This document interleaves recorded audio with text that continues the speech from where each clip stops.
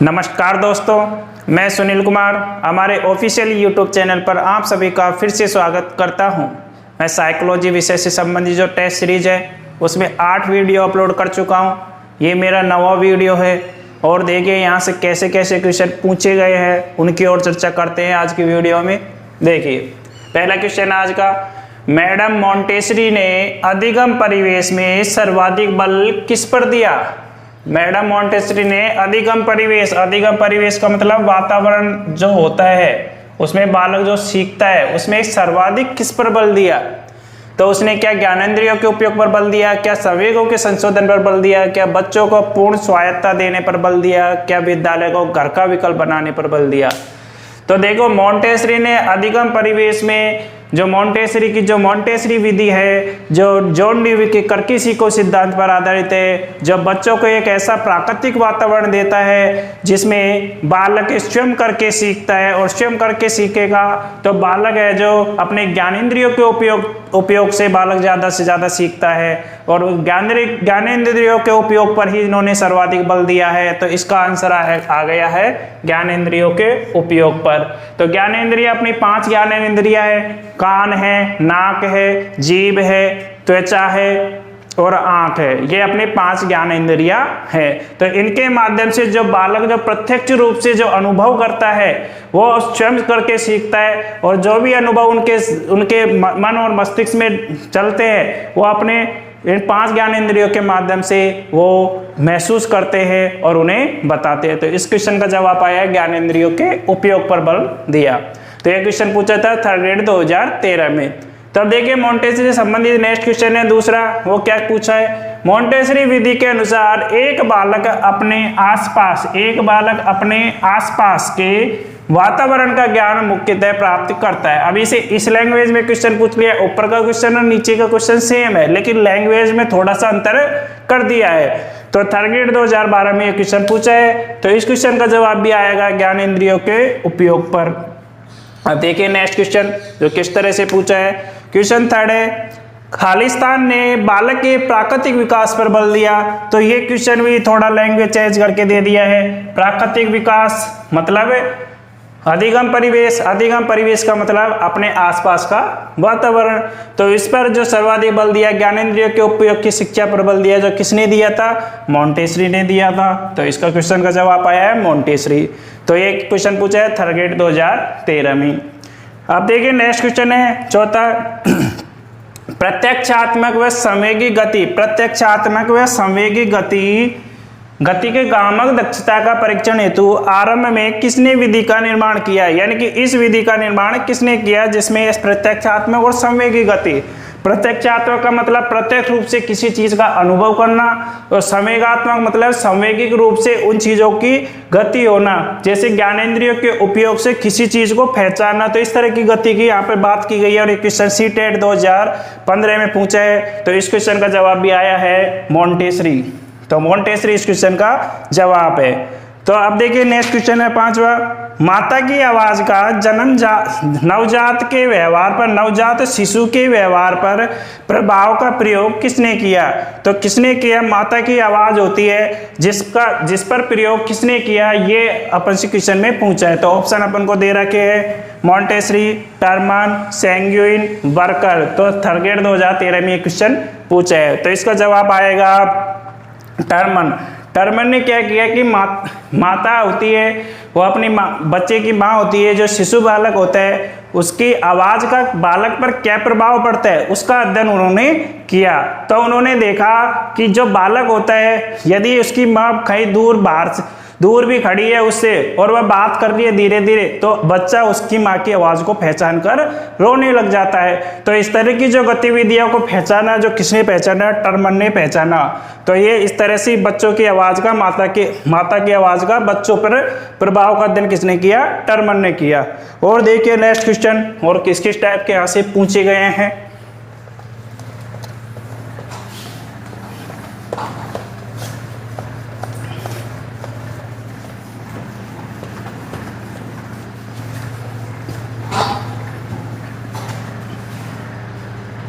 देखिए अपने next question है 6ठा, क्वेश्चन है, विद्यालय से पलायन करने वाले बालकों के अध्ययन की सबसे उपयुक्त विधि है। अब देखो ये फर्स्ट ग्रेड पॉलिटिकल भर्ती 2014 में ये क्वेश्चन पूछा है। तो ऑप्शन दे रखे अपन को, केस स्टडी विधि, एनेक्डोटल विधि, प्रश्नावली विधि या सर्वेक्षण विधि। अब देखिए विद्यालय से पलायन करने वाले वो जो बालकों के अध्ययन की जो सबसे उपयुक्त विधि है वो अपन से क्वेश्चन में पूछा है। अब देखो ये इस तरह के बालक होते हैं जो एक प्रकार के विशिष्ट बालकों की श्रेणी में ये इस तरह के बालक होते हैं। और ये विशिष्ट बालक होते हैं जो इनके अध्ययन की जो सबसे उपयुक्त विधि है कि उनका व्यक्तिगत रूप से अध्ययन किया जाए या उनका खुद का केस स्टडी की जाए, और यानी उनके स्वयं पर ही अध्ययन किया जाए, उन बच्चों से स्वयं पर ही बात करी जाए। तो इस तरह की जो विधि है जो केस स्टडी विधि है। तो केस स्टडी विधि के बारे में आपको और भी तथ्य पढ़ने को मिलेंगे। केस स्टडी विधि में है जो एक विशिष्ट बालकों के व्यवहार के अध्ययन की सबसे उपयुक्त विधि ये मानी जाती है, जिसमें बालक के व्यवहार का अध्ययन बड़ी गहन स्थिति के आधार पर उसका व्यवहार का अध्ययन किया जाता है। और इस विधि को समाज में रहकर समाज के लोगों द्वारा उनके पड़ोसियों, उनके रिश्तेदारों, उनके मित्रों, उनके जो शाला प्रबंध है उनसे इस व्यक्ति के बारे में, इस प्रकार के बालक के बारे में उनसे पूछा जाता है। तो इस तरह से जो समाज में रहकर इस विधि के बारे में पूछा जाता है, तो इस विधि को अन्य नाम भी मिल सकता है आपको, सामाजिक सूक्ष्मदर्शी यंत्र विधि। सामाजिक सूक्ष्मदर्शी यंत्र विधि,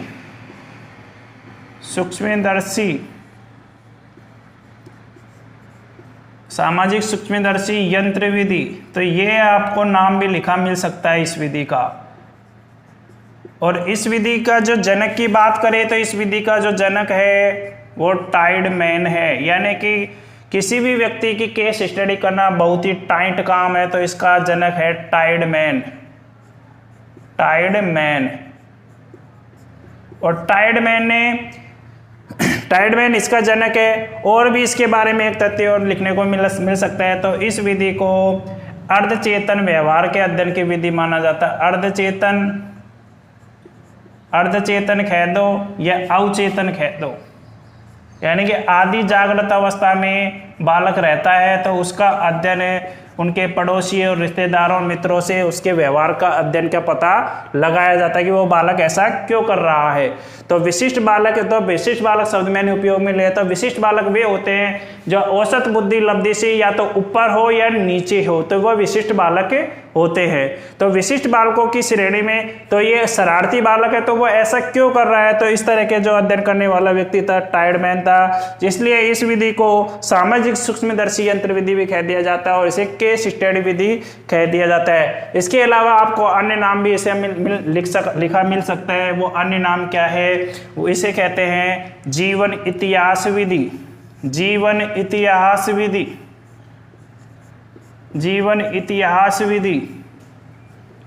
और इसका ही इंग्लिश नाम लिखा मिल सकता है, वो नाम है इंग्लिश नेम केस स्टडी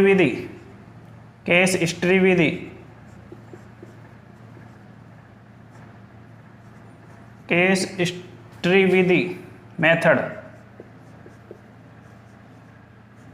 तो ये नाम भी आपको लिखा मिल सकता है इस विधि के संबंध में। अब देखो ऑप्शन में एनेक्डोटल विधि दे रखा है। अब एनेक्डोटल विधि जो एनेक्डोटल विधि दी थी कार्लाइल ने।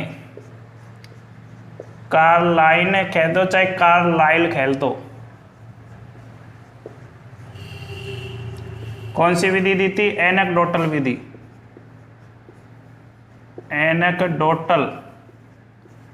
तो इस एनेक्डोटल विधि का एक अन्य नाम भी आपको जो इसी से मिलता जुलता नाम है, जीवन इतिहास विधि से मिलता जुलता नाम है, इसका जो नया नाम आपको मिल सकता है जीवन गाथा विधि। अब जीवन गाथा विधि का अभी अन्य नाम मिल सकता है आपको कहानी विधि। यानी कि जीवन की गाथा यानी अपने पूर्व अनुभवों एवं व्यवहारों का अध्ययन इस विधि के द्वारा किया जाता है। तो जीवन गाथा विधि या जीवन गाथा विधि नहीं मिले तो कहानी विधि भी इसे कह दिया जाता है, कहानी विधि। और यह विधि में क्या होता है एक बालक के जो पूर्व अनुभव होते हैं उनके व्यवहारों का क्या निकाला जाता है, निष्कर्ष निकाला जाता है इस विधि के माध्यम से, जीवन गाथा विधि के माध्यम से। अब देखो ये विधि अलग है और जीवन इतिहास विधि अलग है। यहाँ पे तो इतिहास शब्द का काम में लिया है और यहाँ पे गाथा शब्द काम में लिया है। तो इसलिए किसी भी व्यक्ति का इतिहास को जानना है तो हमें उसके लिए उसके पड़ोसी, उसके रिश्तेदार से बात करनी होगी। तो उसके लिए अर्धचेतन व्यवहार की यह विधि है और ये जीवन का इतिहास बताने के लिए व्यक्ति को स्वयं ही उसकी स्वयं की गाथाओं को सुनाता है। तो उस विधि में क्या कह दिया जाता है, तो इसलिए ये विधि है जो चेतन व्यवहार के अध्ययन की विधि मानी जाती है। चेतन ज्ञान से संबंधित विधि या चेतन व्यवहार के अध्ययन की विधि मानी जाती है। कौन सी विधि? जीवन गाथा विधि, चेतन व्यवहार के विधि। तो कौन सी विधि है ये? एनेक्डोटल विधि भी इसे कह दिया जाता है, जीवन गाथा विधि को। इस तरह के क्वेश्चन यहाँ से बन सकते हैं और भी। अब देखिए अपना ऑप्शन है प्रश्नावली विधि। प्रश्नावली विधि के बारे में अपन पहले भी चर्चा कर चुके हैं। तो इसका था, प्रश्नावली विधि का जनक था वुडवर्थ। और प्रश्नोत्तर विधि की बात करें तो सुकरात इसका जनक था। सर्वेक्षण विधि, सर्वेक्षण विधि में तो किसी समस्या पर या किसी विशेष समस्या पर बहुत से लोगों द्वारा एक ही विषय पर उसका क्या किया जाता है, सर्वे किया जाता है। उसके आधार पर उनके निष्कर्ष निकाले जाते हैं सर्वेक्षण विधि में।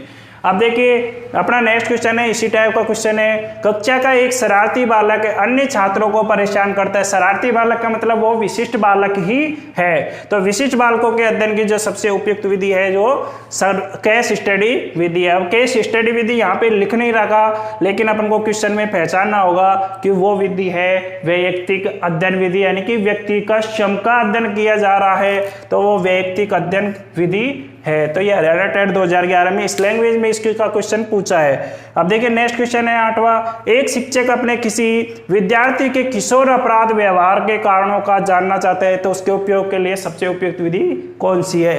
तो इस क्वेश्चन में भी देखो वही चीज बार बार उपयोग ले रहा है। यहाँ पे उपयोग ले लिया किशोर अपराध व्यवहार। किशोर अपराध व्यवहार का मतलब वही विशिष्ट बालक। तो विशिष्ट बालकों के अध्ययन की सबसे उपयुक्त विधि है केस स्टडी विधि, या केस स्टडी लिखा ना मिले तो सामाजिक सूक्ष्मदर्शी यंत्र विधि भी मिल सकता है, या फिर जीवन इतिहास विधि या केस स्टडी विधि, कुछ भी लिखा मिले तो अपन को आंसर लगा देना है।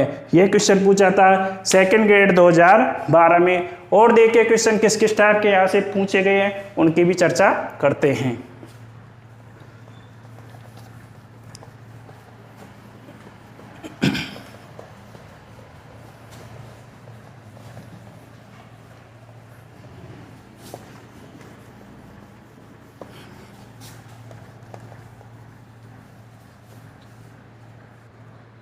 देखिए अपने नेक्स्ट क्वेश्चन है 9वां क्वेश्चन है, कौन सी विधि में एक व्यक्ति या स्थिति का गहन अध्ययन किया जाता है? कौन सी विधि में व्यक्ति की स्थितियों का गहन अध्ययन किया जाता है? ये क्वेश्चन में पूछे है थर्ड ग्रेड 2013 में। ऑप्शन दे रहा है कि सर्वेक्षण विधि, प्रायोगिक विधि, केस स्टडी विधि या प्रश्नावली विधि। तो अब तक अपन ने अभी पिछले क्वेश्चनों में ही बहुत चर्चा की है कि केस स्टडी विधि ऐसी विधि है जिसमें व्यक्ति का स्थिति का बड़े गहनता से अध्ययन किया जाता है और समाज में रहकर उनके सामाजिक जो लोग होते हैं उनके द्वारा उस व्यक्ति के बारे में जानकारी प्राप्त की जाती है, और वो विधि है केस स्टडी विधि। और केस स्टडी विधि को सामाजिक सूक्ष्मदर्शी यंत्र विधि भी कह दिया जाता है, इसे जीवन इतिहास विधि भी कह दिया जाता है। तो इसके जनक की बात करें तो जनक टाइडमैन था। तो अब देखिए इस क्वेश्चन का जवाब है केस स्टडी विधि। नेक्स्ट क्वेश्चन है अपना 10वां, छात्रों के असामान्य व्यवहार। अब असामान्य व्यवहार से मतलब वो होता है जो बालक है जो सामान्य व्यवहार नहीं कर रहा, सामान्य व्यवहार नहीं कर रहा तो मतलब वो विशिष्ट व्यवहार कर रहा है के अध्ययन के लिए किस प्रणाली का प्रयोग सही है? तो वो ही विशिष्ट बालक हो गया। तो विशिष्ट बालक हो गया यानी असामान्य व्यवहार कर रहा है, यानी कि सामान्य व्यवहार नहीं कर रहा है। तो उसके अध्ययन की भी जो सबसे उपयुक्त विधि मानी जाती है केस स्टडी विधि या जीवन इतिहास विधि या व्यक्ति इतिहास विधि। तो इसका आंसर आया व्यक्ति इतिहास विधि। तो थर्ड ग्रेड 2007 में क्वेश्चन पूछा है। और देखिए नेक्स्ट क्वेश्चन 11वां, केस अध्ययन विधि के संबंध में क्या सही नहीं है? तो ऑप्शन दे रखे हैं क्या सही नहीं है, तो यानी एक ऑप्शन तो ऐसा है जो गलत है, 3 ऑप्शन ऐसे है जो सही है। तो अब देखिए ऑप्शन है अपना, यह एक वैज्ञानिक विधि है, क्या यह एक सरल और सस्ती विधि है? क्या यह कारणों का पता लगाकर समस्या का निदान करती है? क्या यह विधि बहुत जटिल है? तो अपन को ऑप्शन पढ़ते ही नजर आ रहा होगा कि अपन देखो समाज में रहकर किसी व्यक्ति का अध्ययन अपन सरल और सस्ती विधि के माध्यम से तो कर ही देते हैं, साथ ही उसको एक वैज्ञानिक विधि भी बता दिया जाता है, और किसी समस्या का बारे में अपन जानकारी ले रहे हैं तो उसका निदान भी अपन ढूंढ रहे हैं, यानी उसके निदान को भी खोज रहे हैं, जांच कर रहे हैं। तो इसका मतलब है इस विधि का जो आंसर आएगा, नहीं है का क्वेश्चन पूछा है तो यह विधि बहुत जटिल विधि नहीं है, यह तो विधि कैसी है, सरल और सस्ती विधि। तो ये आंसर, इसका आंसर आएगा। तो हरियाणा टेट 2015 में ये क्वेश्चन पूछा है। तो अब देखिए ये आपके आज के क्वेश्चन थे इस वीडियो के। मिलेंगे हम नेक्स्ट वीडियो के साथ। बेस्ट ऑफ लक, धन्यवाद, जय हिंद, जय भारत।